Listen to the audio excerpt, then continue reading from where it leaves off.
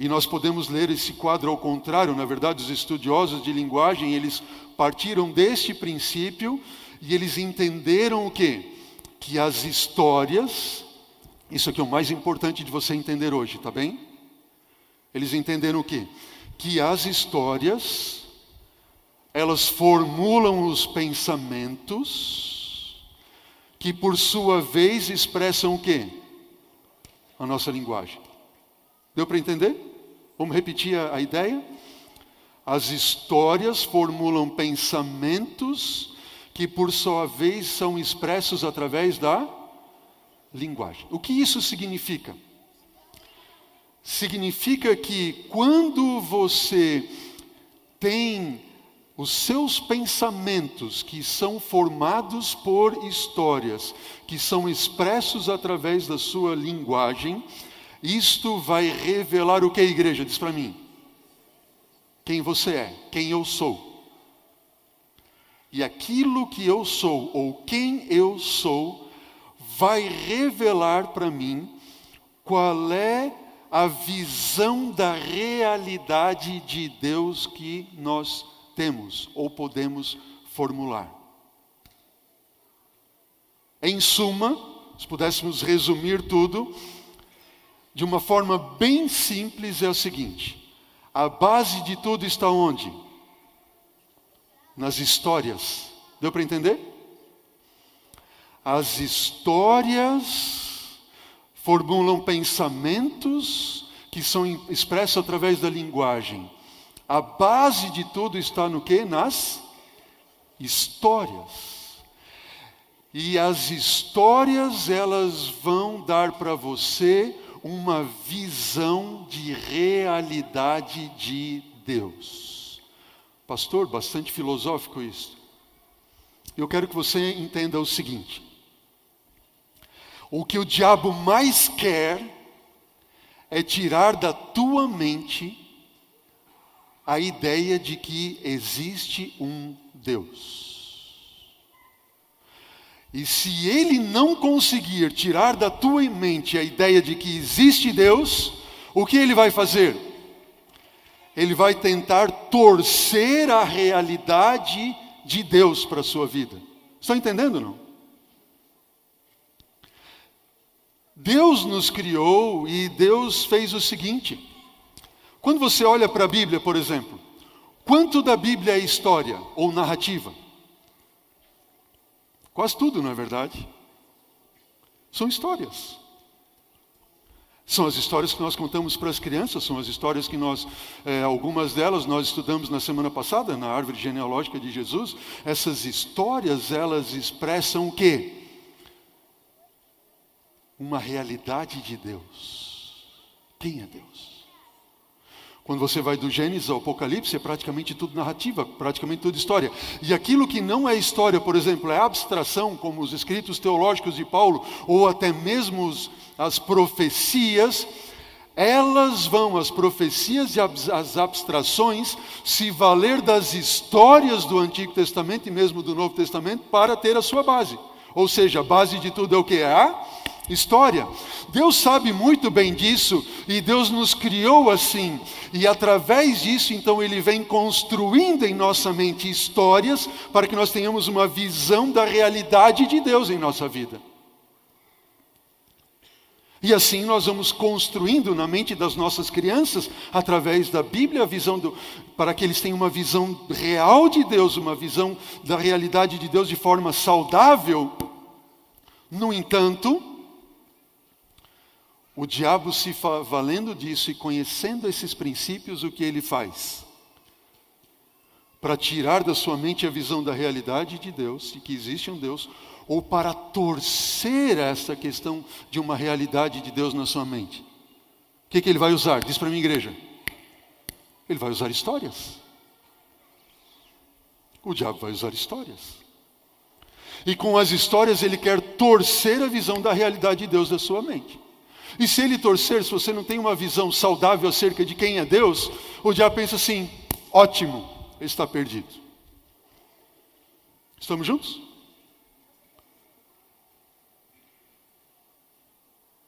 Aí você começa a pensar assim: Quem é o principal ou o primeiro responsável para construir histórias na nossa mente? Não são os pais? Quantos aqui são pais? Quando nossos filhos começam a ter noção da vida, da realidade de vida, essa realidade de vida está sendo construída através das histórias que os nossos filhos passam a ter por experiências conosco, com seus pais. E os pais, então, eles estão transmitindo para os filhos, através das histórias vividas com eles, uma realidade de mundo, uma realidade de Deus. Por isso que Ellen White tanto diz o quê? Que os nossos filhos, os pequeninos, eles vão ter uma visão de Deus de acordo com aquilo que os pais forem para eles. E muitos têm uma visão distorcida de Deus porque não tiveram o quê? Pais que foram modelos. Faz sentido ou não? Pense comigo o seguinte. Através dos pais e das histórias com os pais, Deus quer firmar na mente dos nossos filhos e na nossa mente aquilo que se chama identidade e propósito. Quem é você e o que Deus quer de você, qual é o propósito que Ele tem para a sua vida. E o diabo quer tirar isso de nós. Aí eu reflito com vocês e penso o seguinte. Quanto das histórias deste livro e quanto tempo nós temos passado para ler as histórias deste livro em nossa vida, a fim de termos uma visão saudável da realidade de Deus? Vamos ser sinceros, irmãos. A gente tem dificuldades de ler a Bíblia, é ou não é verdade? É ou não é verdade? A gente tem dificuldade de ler a Bíblia. E quem é o maior interessado que você não leia a Bíblia? Por quê? Porque ele sabe que estas histórias vão dar para você uma visão saudável de Deus. Se você tiver uma visão saudável de Deus, Ele não tem como derrubar e tomar a sua vida e levar você ao fracasso e à perdição eterna. E o que o diabo vai fazer para que você não tenha uma visão saudável de Deus? Para que você não leia a Bíblia? Olha o que diz agora esses textos do Espírito de Profecia.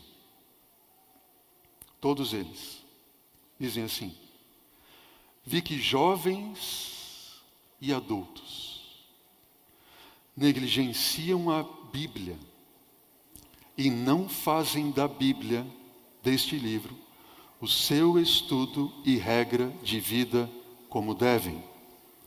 Os jovens, eles são especialmente culpados desta negligência. A maioria deles está preparada e dispõe de todo o tempo para fazer o que? Diz para a minha igreja.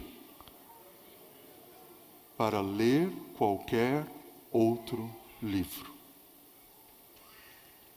Qual deveria ser a nossa regra de vida e de fé? A Bíblia. Só que daí o diabo vem, ele diz assim: bom, se são as histórias que vão formular os teus pensamentos e vai revelar aquilo que você é ou irá se tornar, dando a ti uma visão de realidade de Deus, saudável ou não saudável, até mesmo tirar, o diabo ele vai usar histórias para te destruir. E aí ele cria livros de histórias.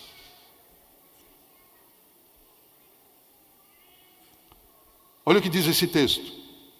No entanto, a palavra de Deus que aponta para a vida, e que tipo de vida é esta? Vida eterna, ela não é esquadrinhada e estudada diariamente. Histórias de que tipo? Histórias ociosas têm sido lidas atentamente, enquanto a Bíblia tem sido o quê? A Bíblia tem sido desprezada. E Ellen White continua dizendo: aqueles que dão rédea soltamente para fazer o que, igreja? Diz para mim, para fazer o quê?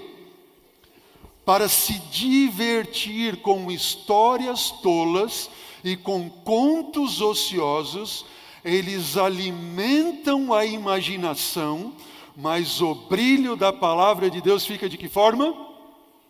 fica ofuscado. O que isso significa?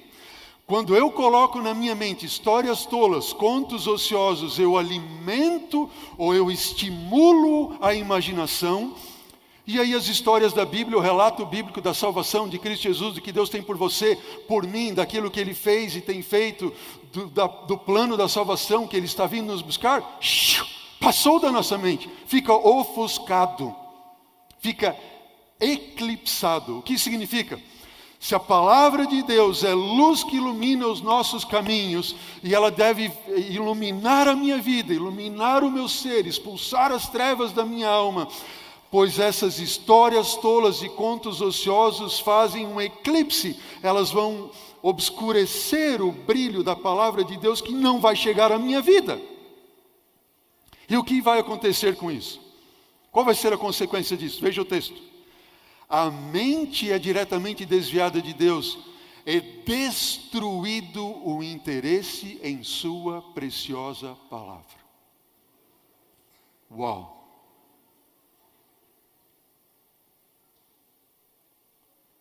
Por que é que nós não temos vontade mais de ler a Bíblia, então? Segundo os estudos científicos de linguista, da Bíblia e do Espírito de profecia, por que nós não temos mais interesse em ler a Bíblia? Porque nós colocamos essas histórias tolas e contos ociosos em nossa mente. A palavra de Deus fica o quê? Eclipsada diante de nós. E isso faz com que seja destruído qualquer interesse pela palavra de Deus. Os leitores de que igreja? Ficção. Estão melhor dizendo, entregando-se a um mal que faz o que a igreja? Destrói a espiritualidade. E faz o que mais? Oculta a beleza da história sagrada. Deixa eu perguntar para você. Quando que esses escritos foram escritos? Está falando de histórias em livros, certo? Histórias ociosas, tolas, ficção. Vocês acham que eu feriria o texto, ou melhor dizendo, vocês acham que eu feriria o princípio do texto, substituindo leitura por assistir? Ferimos o princípio, sim ou não? Não ferimos o princípio. Porque todos os filmes, todas as novelas, todas as séries ou seriados, elas são primeiro o quê? São escritas. É ou não é verdade?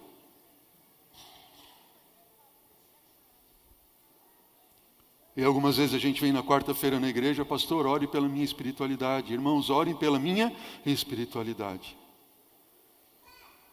Talvez nós devêssemos mudar esse pedido e dizer assim, por favor, ore para eu sair diferente da televisão. Ore para eu sair da frente dos seriados. Ore para eu sair da frente das novelas. Ore para eu deixar de assistir filmes. Porque daí a minha espiritualidade vai o quê? Vai crescer.